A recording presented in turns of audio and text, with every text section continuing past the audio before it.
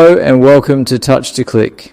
In this video I'll show you exactly how to capture scrolling screenshots in Windows 11 using an easy browser extension, step by step.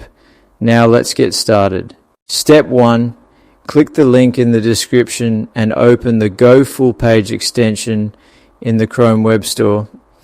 This extension is designed to capture entire scrolling pages instead of only the visible screen. Step 2. Click Add to Chrome. This starts installing the tool into your browser so you can use it anytime while browsing. Step 3. Click Add Extension in the confirmation box. This approves the install and allows the extension to run properly. Step 4. Click the puzzle icon at the top right of Chrome.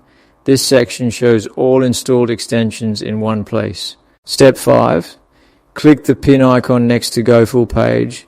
Pinning keeps the camera button visible for faster access later. Step 6. Open the web page you want to capture and make sure the full page content is loaded before taking the screenshot. Step 7. Click the Go Full Page camera icon. The extension will scroll automatically and capture the complete page from top to bottom. Step 8. Review the captured result, then click Download as PDF or Save Image to store the scrolling screenshot on your computer. Thanks for watching and please subscribe to the channel.